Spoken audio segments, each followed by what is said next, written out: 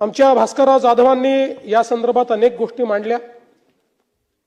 मांडता त्यांनी वडेट्टीवार साहेबांनी छत्रपती शिवाजी महाराजांचा देखील विषय या ठिकाणी मांडला। भास्कररावनी टिपू सुलतानचा विषय देखील या ठिकाणी मांडला। पहिल्यांदा तर मी एक गोष्ट सांगतो की आमचा आक्षेप कशाला आहे। आता टिपू सुलतान चांगले होते का वाईट होते याच्यावर आक्षेपच नाही, त्याच्यावर चर्चा कितीही करू। आक्षेप या गोष्टीला आहे की ज्यावेळेस कोणी हे म्हणतं की टिपू सुलतान छत्रपती शिवरायां एवढे मोठे राजे होते, याला आक्षेप आहे। ज्यावेळी असं म्हटलं जातं की छत्रपती शिवरायां एवढाच गुणगान टिपू सुलतानचा केला पाहिजे, त्याला आक्षेप आहे।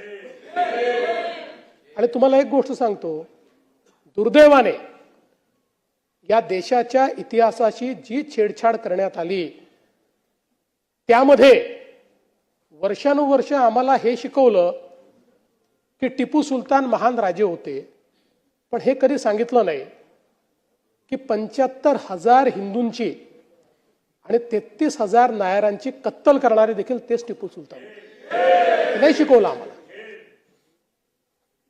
ते इंग्रजांशी लढले सांगितलं, पण कशा करता लढले? स्वतःचं राज्य वाचवायला लढले। आता खरा इतिहास ज्यावेळेस सापडतोय आणि तुमच्या माहिती करता वर्षानुवर्ष या देशामध्ये सरकारने 70 वर्ष एनसीईआरटीच्या पुस्तकामध्ये मोगली साम्राज्याला 17 पानं दिली आणि छत्रपती शिवरायांना 1 पॅरेग्राफ दिला, 1 पॅरेग्राफ। आता मोदी सरकारने या ठिकाणी छत्रपती शिवरायांच्या मराठ्यांच्या इतिहासाला एनसीईआरटी मध्ये 20 पानं दिल्यात, 20।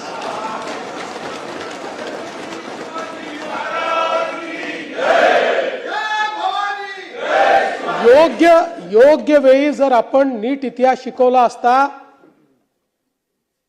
तर या देशातल्या एकाही मुसलमानाने औरंगजेबाला आपला हिरो म्हटलं नसतं। पण आपण खरा इतिहास काय आहे तो कधी शिकवलाच नाही आणि म्हणून मला त्याच्याकडे जायचं नाही। आपण पुन्हा $1 ट्रिलियन इकॉनॉमीकडे येऊ परत। असं आहे, तुम्हाला एक गोष्ट सांगतो की या देशामध्ये अनेक राष्ट्रभक्त मुसलमान आहेत आणि त्यांच्याबद्दल आमचा कुठला आक्षेपच नाहीये, बिलकुल नाहीये। जे लोक या देशाच्या विरोधातल्या लोकांना, या देशाच्या आक्रमणकार्यांना आपला हिरो मानतील त्यांच्या विरुद्ध आम्ही लढाई करूच, आम्ही सोडणार नाही।